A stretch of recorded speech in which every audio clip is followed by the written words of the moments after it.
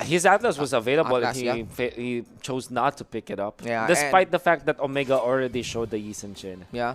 Or actually played some more of a controlled hero approach on that game as well with the Uranus on that part, side lane pressures. I think it's about time that maybe they pulled off something with heavy setups. Maybe they could even do something like Greed being allowed to play on that Kagura or even Natalia. Yeah. Right? Can see now it's Hilda. I like it a lot. Yeah. Our pitcher very comfortable with this Hilda, and I guess that the top teams in the MPL-PH Season 6 knows how to utilize this well, and it's really scary to see Aura PH with that invasive type of strategy with this Hilda. And looking at Omega, they felt that okay, we can actually target Reflesha by taking this Kufra as well as the Hilda away from them. Alright, so we will have one of these two heroes to be available, actually Wolf, onto the side of the Omega. Whether it is a Yuzong or a Khalid. That's the thing. There are only two remaining bans for these two teams, and there are only one for each. Actually, Omega can start not touching any of these two and secure, surely, the courtesy hero here. Remember that Toshi prefers also the Khalid. Yeah. That's the thing. So that's why any of these two, they would totally play it up. Yeah. That leaves, though, the likes of Farsa on Greed. But earlier, though Greed has been impactful on the Farsa, Omega is able to answer. Right? Yeah. We know that Aura PH really likes those second phase picked heroes for Greed, and it meant for them to be more impactful when it comes to how Greed plays. Like you said, the Farsa of Greed wasn't anything short of wonderful, but it's just that cool. I guess that you will look for other opportunities for Greed to really be impactful in fights. I mean, this is the game earlier is like a game between two heavyweight teams. Honestly, it escalated. Very close game. It escalated. In every lead that was taken, it was capitalized. Yeah. And between two very good teams, it's really hard to come back. Not because you are playing bad, but because the other team would be maintaining that lead. You know, that's right. You know, it's inch by inch. I did feel that the falter of Aura earlier came from that kill onto JP. Yeah. But actually on the overchase by JP towards the Chango. Yeah. After the Affliction got pick off and Aura decided to still play for it. So Omega will not be prioritizing the Khalid. Instead, they want that show on Heat. That's Khalid now available for Aura, and Renjo sticks onto the Thamus. We now have one active side lane. Yeah, this is what we like, the combination for Aura PH. And we know, even from MPL Season 5, that Aura PH is a team that will get their first phase picked fighters and go back-to-back with them as well. The side lanes are solid now for Aura PH. Now, Omega, you mentioned this Heath Cho. I still believe that Omega is one of the how to say this? Cho is one of the priorities for Omega because it still is a flex pick. And it won't matter if it's a side lane Cho or a tank Cho. They have proven to be so good with this. So they also put a lot of emphasis on taking the Chango. This time it's again another third pick Chango for Omega. To go with it is the I think this is too early for Omega. I think this is starting to become too early on Omega. But I think Omega is also starting to force another backsha on Raflisha. Maybe just so it lures him away on the Atlas. And they could start allocating their forces or drafting bans and picks towards the core hero, because one of the two teams are still lacking a hero pick. Or a core carry pick. And this is also why the Kufra has been banned out by Omega. They know that they want to keep their squishy mages intact. Or the PH, I'll not be surprised if they go Atlas or Hylos. Instead, they go Lancelot because they need to be able to pierce down to the backlines. RPH wants to fight now. Exactly. Earlier, Lancelot is more proactive compared to a Roger, without a doubt. And then now you ban out those cores. Harith, for example, is going to be banned by RPH. Yes. Because they know that they had to secure the Lancelot. Not having the Kufra available for Omega meant that RPH will have a free pass to this Lancelot. And I think that they'll also ban something like Yi Sun-Shin. Yes. So as that Omega's pool of cores will be significantly shrinked. I want to see champion form JP on Lancelot. I honestly want to see champion form. Let's see. Because there are two JPs, right? The Chill Daddy JP You know, the chill daddy JP. Yeah. Who's always good, all you know, nice and just enough. Then there is the God mode JP. Yeah. In champion farm in a Claude. The Bachelor JP, right? Imagine. Or maybe not. Oh, yeah. Yeah, Mitch will be angry. Yeah, Mitch will be. Sorry, I said that. But yeah. I think just watching on the Yeah. Tagalog stream anyway. Well, we got here the YSS ban as you mentioned. Now Omega here will start targeting still maybe a Grid Hero. But the thing of this kind of setup, this is what I like about Aura. This is a very similar card in their tendencies, and that is Kagura still be open, Natalia is open anywhere, right? For RPH, I think they probably will last pick a Natalia. Yeah, That could be good. Yeah, they're trying to observe actually the 2 picks here from Omega. And yes, a support will be the tank support will be shown here. The Rafflesia hero should be shown here. And I think the Grid hero should be saved for the last because it's usually like a deal breaker pick for Aura and usually their key to victory.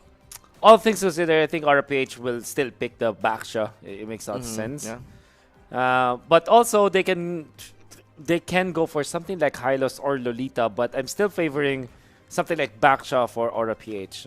The choices of tanks. If they go Grak, I will lose it, but it will make sense to me. Oh, so it's gonna be a tank Khalid. Yeah. And you have the Rafflesia Khalid. We'll see. And you have Kiluwash on this X-Borg. This is what we like. Again, an active side lane for Aura PH. Now Omega looking for carry for their team. Yeah. Claude is available. And I think that Claude might make sense now, actually. Yeah. There's but not a still- lot of catch on Aura PH. Yeah. But there's a lot of mobility. Yeah. Without a doubt, because of the Harit ban, Yeah. the options for Hajisi is quite game, even with the Claude pick on that part. I'm not sure if how is Ling right now for Hajisi. The Ling, and they're the ones who went for the There it Balmond. is. They decided for the Ling. That's why I'm curious. Like, Yeah, you go Cyclops though. you're for going Aura. Ling against JP. That's right. The thing. He knows that hero so well, and one of the favorite matchups for the Ling is it's Ling and Lancelot, Yeah, right? It's a very old love story, honestly. So The better swordsman. Or what? yeah. So they go Kagura instead?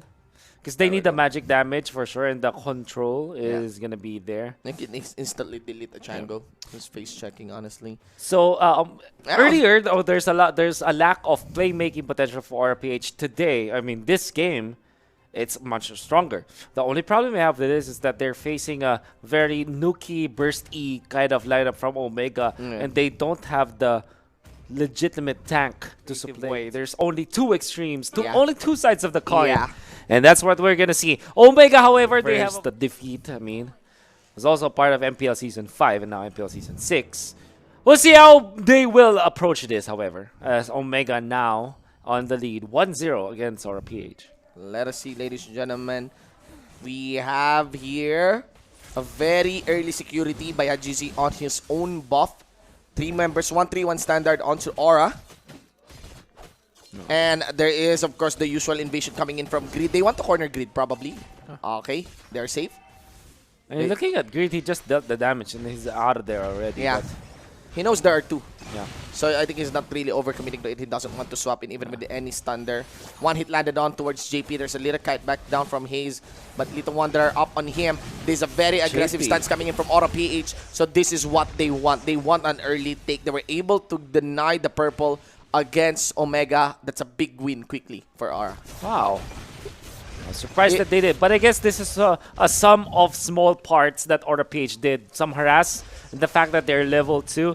JP, the massive push into the middle from Aura PH allowed them to do this. And all of a sudden, Aura PH are leading by an incredible amount. I mean, And honestly, Wolf, I think Aura PH, I mean, they're a very, very good team with really nice understanding, especially as enabled by Coach Arcadia. yeah. If you really want to counter the Omega lineup, you just don't want to have that Alice scale. Yeah. You capitalize on the fact that Alice is very weak on the early game. That's right. And Hajizi is gonna do that stain in the wall type of Ling because he doesn't have much play for his. Doesn't have the purple buff as well, Yeah. which we know that Ling players badly Big needed. loss. Big Loss loss. for a Link. That is true. Nevertheless, they can recuperate in the second round of buffs, and that's one thing that I want to see from Omega. They need to recover from this. And at top lane, a little bit of pressure coming out from JP. Toshi holds his ground. Already level 4. Kiluwash might have overstay, but the answer's no. That's it. Yeah, there's still another dive there down by Renzo, so he will be going down 1-for-1 on the trade for the.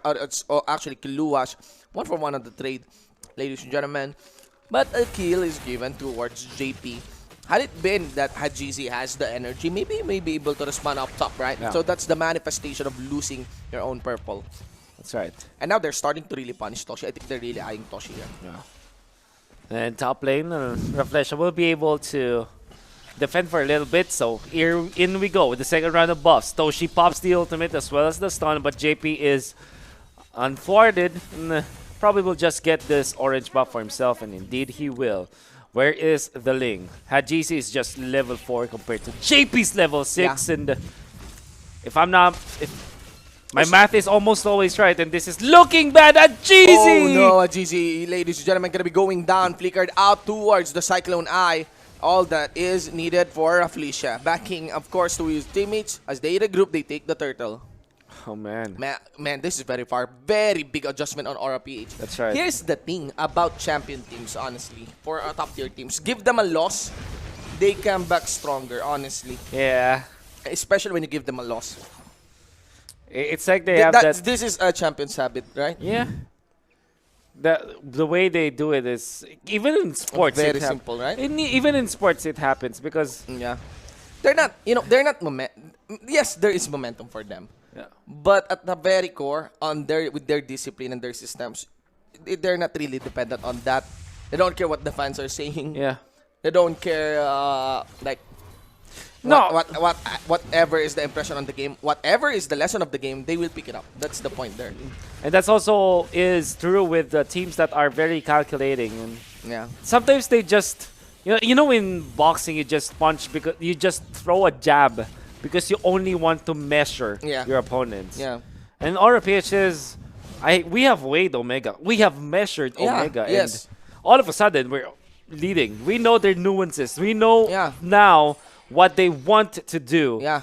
And we are more than prepared for it. Yeah, guys, what is it? The Aura PH now. We will try to share it to you as well, guys. Now, it is gonna be of Aura PH accelerating the game. They really are accelerating the game. They are trying to capitalize on the handicap that is given towards a Ling if the buff is removed. That's one. And they really don't want to get those stacks in and available for Toshi. That's right. This means that there it is. Third wave A third wave. of that buff.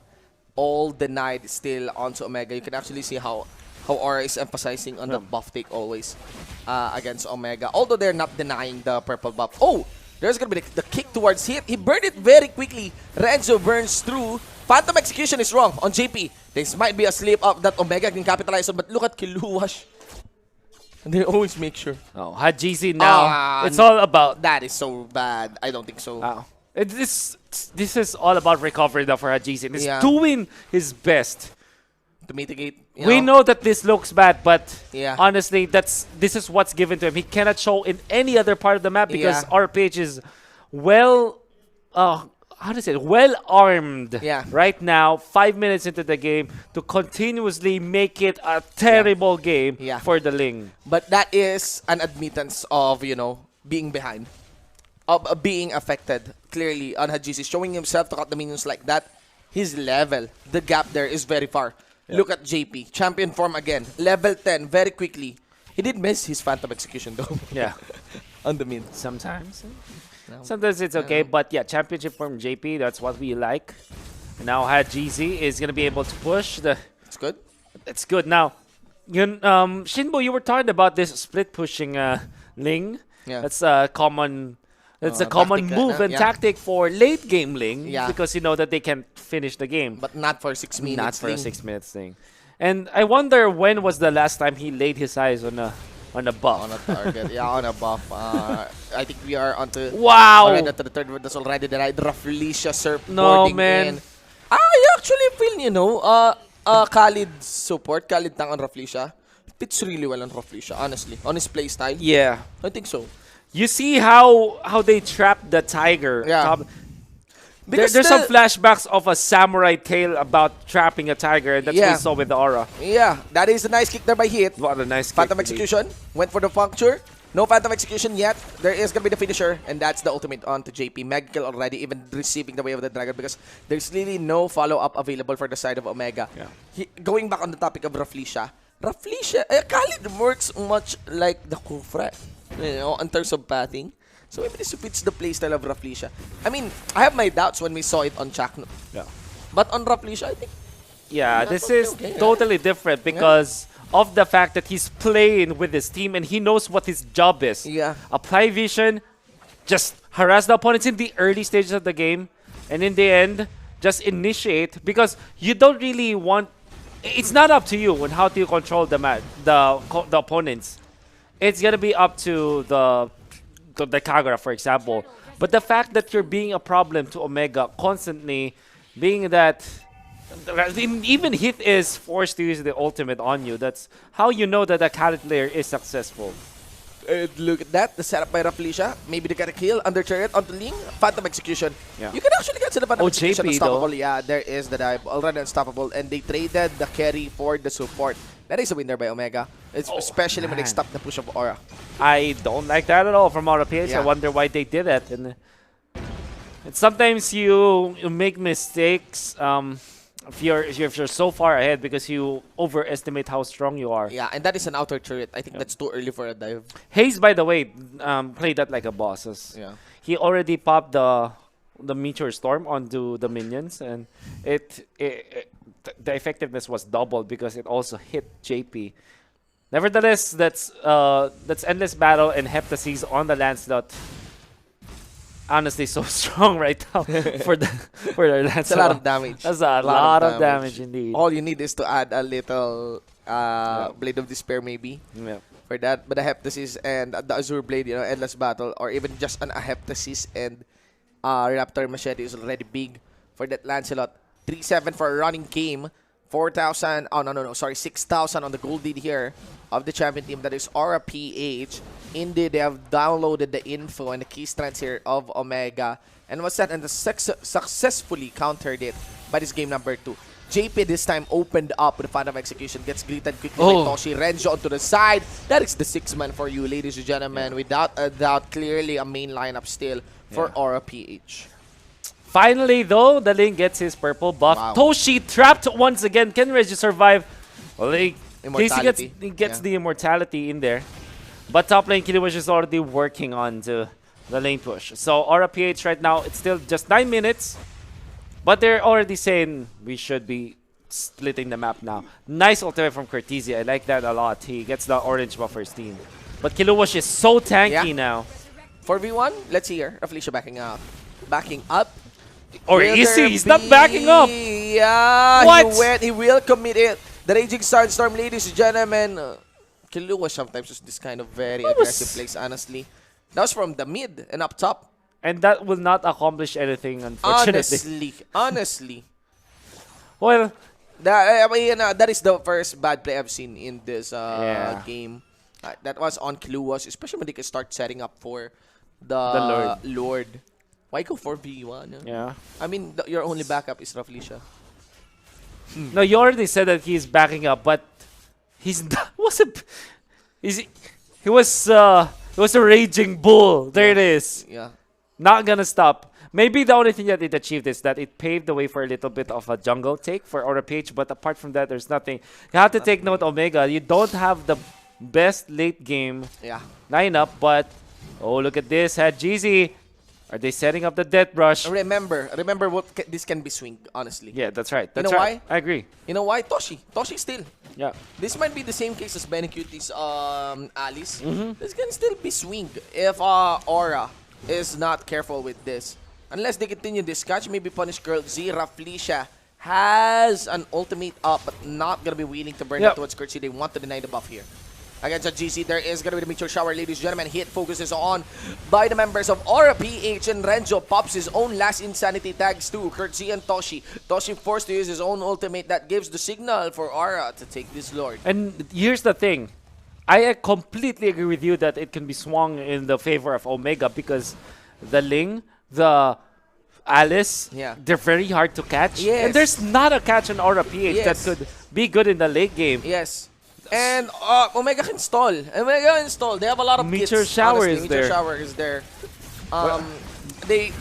The side lanes will be controlled heavily by Toshi and Hajizi.